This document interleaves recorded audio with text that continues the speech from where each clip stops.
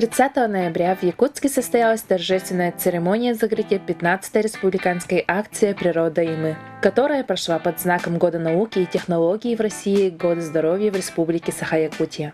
Экологическое просвещение и образование – одно из приоритетных направлений деятельности министерства. Работа в данном направлении приобрела особый статус с началом экологической акции «Природа и мы», впервые стартовавшей в 2007 году. В данном мероприятии администрация муниципального образования город Вилюйск во главе Нургустана Афанасьева выиграла номинации «Лучшее муниципальное образование».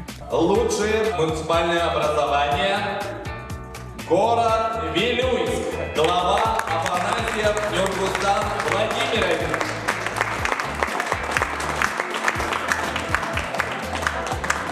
Также собравшихся активистов экологического движения поздравил председатель постоянного комитета Государственного собрания или Тюмень Республики Саха-Якутия по земельным отношениям, природным ресурсам и экологии Сагамин Афанасьев. Уважаемые экологи Республики Саха-Якутия, общественники, производственные экологи, наши зеленые пионеры, педагоги и люди, неравнодушные экологии Республики Саха-Якутия. Вот заканчивается очередной год, мы подводим итоги акции «Природа и мы».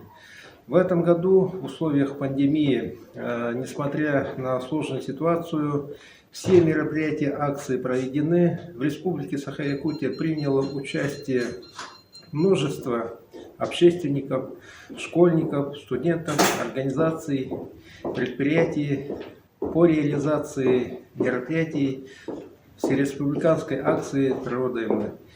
Мероприятия акции «Природа и мы» дают консолидацию в Республике Саха-Якутия. Люди объединяются, чтобы провести мероприятия, чтобы защитить наши природные среды, провести полезные дела, облагородить наше пространство общественное, ну и, конечно, посадить деревья, почистить береговые линии.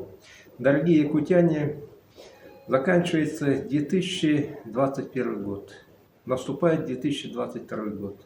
Я хочу пожелать всем крепкого здоровья, семейного счастья и благополучия. Спасибо всем, кто принял активное участие в 2021 году. Пусть 2022 год пройдет тоже в активном участии всех наших сограждан, чтобы наша республика была зеленой. Успехов!